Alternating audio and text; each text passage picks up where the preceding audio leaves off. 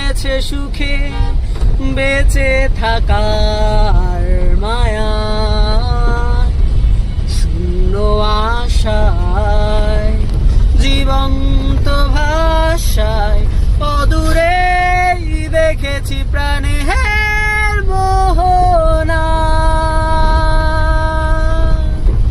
যন্ত্রে বাঁধা মন ছিল ক্লান্ত অসহায়, অর্ধেকে না সুখ মৃয়ম্রাণ দুঃখে